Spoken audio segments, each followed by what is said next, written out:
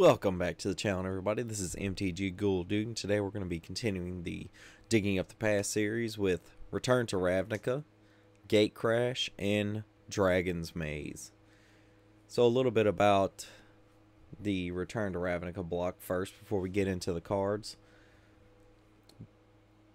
Return to Ravnica is the first set in the Return to Ravnica block. It is the 59th expansion. Magic expansion was released on October 5th, 2012. Gatecrash apparently didn't contain any basic lands, despite being a large expansion. So, Return to Ravnica actually had 25 different basic lands. 5 more than the usual 20. But for the first time, basic lands were printed in an expert expansion with reused artwork. One of each basic land type featured artwork previously used in the Ravnica block. Return to Ravnica also marked the return of the shock lands. So, let's get into Return to Ravnica zombies. Dead Reveler for 2 and a black. It's a 2/3. It has the ability Unleash. You may have this creature enter the battlefield with a +1/+1 counter on it. It can't block as long as it has a counter. So this would actually be pretty good if you're looking for +1 counter synergies in a zombie deck. Sewer Shambler for 2 and a black. It's a 2/1. It has Swamp Walk, and it also has the ability Scavenge for 2 and a black. Exile this card from your graveyard. Put a number of +1/+1 counters equal to this creature's power on target creature, and you can only do this as a sorcery. Terrace Worm for 6 and a black. It's a 5/5 zombie worm, and it also has Scavenge for the mana cost, so 6 and a black. Be a hefty price to pay if you need to put 5 counters on something. Dreg Mangler for 1 a black and a green. It's a 3/3 plant zombie with haste, and it also has the scavenge ability for 3 a black and a green. Then we get into our rares and mythics. We got Jared, Golgari Lichlord for a black, 2 black, and 2 green. We get a legendary zombie elf. It's a 2/2. And Jared, Golgari Lichlord gets +1/+1 for each creature card in your graveyard. So if you're playing a graveyard synergistic deck, this would be a pretty good commander if you're looking to build an all zombie deck.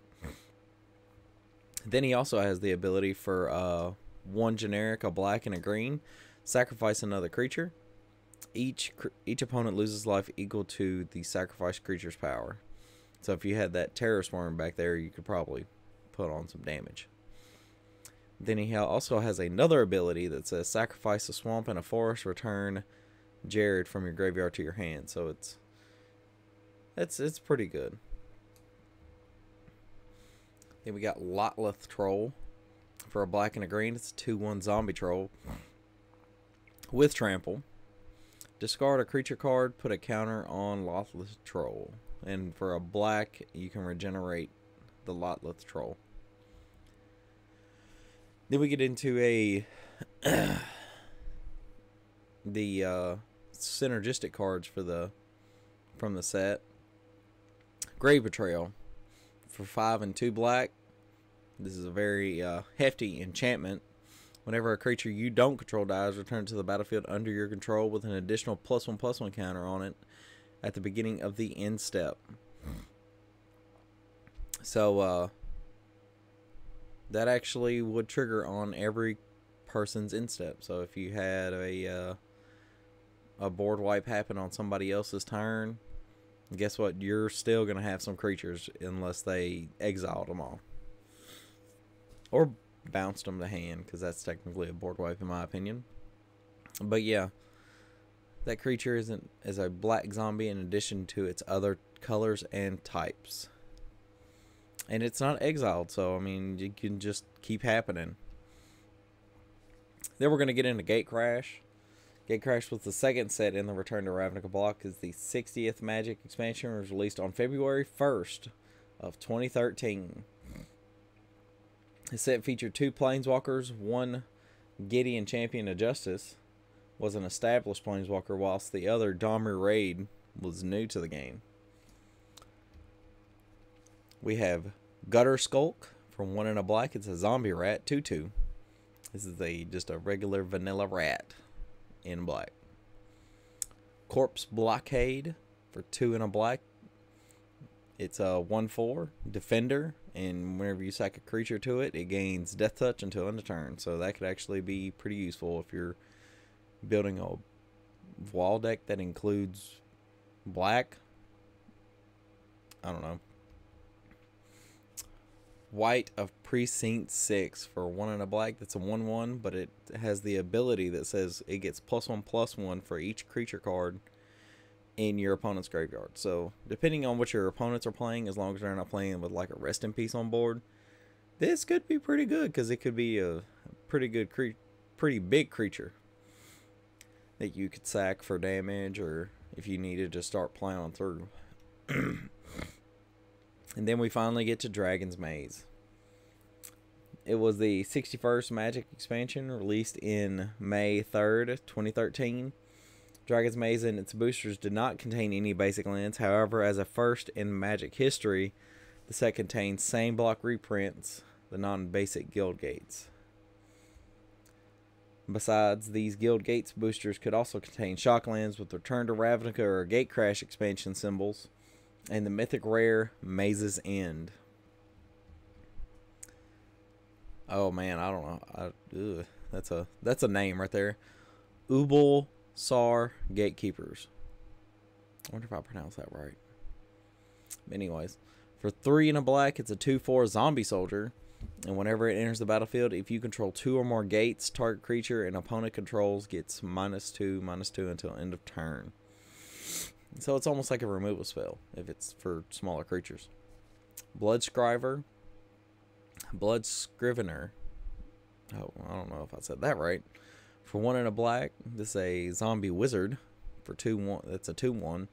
If you wouldn't draw a card while you have no cards in hand, instead draw 2 cards and you lose a life. That could be really helpful if you're like trying to hurry up and ditch your hand and draw some more, and then ditch your hand and draw some more. At only 1 life for 2 cards, that's a little better. Well, for an extra card, you're basically just drawing a card and losing a life if you're going to draw another one. Then we get Pontiff of Blight. For 4, a black, and a black, it is a 2/7 zombie cleric. So this could go into your zombie or cleric deck, or your zombie cleric deck. And it has the ability Extort. Now, Extort is you can pay white or black for it, but this text on this card is literally just reminder text. It is not color identity text. So just because it has that hybrid mana pip, that black-white hybrid mana pip, do not think you cannot run this in a mono black deck or well, actually you couldn't run it in any white deck because it is a white creature, is a black creature. But you can run this in a mono black deck. I've heard people just get confused about it over different things. But it says other creatures, it also has the ability, other creatures you control have Extort. So if you're comboing off and you got like infinite mana, just go on ahead and just tap it all out. Just going ahead every time you cast, like especially for me, if I were going to play this, I'd be using this in my Gravecrawler combo to where they're paying for every time I cast Gravecrawler. But that's going to be it for today, guys. I really appreciate y'all coming around and hanging out with me here into the graveyard. But that's going to be it for today. And I will see you guys next time in the graveyard.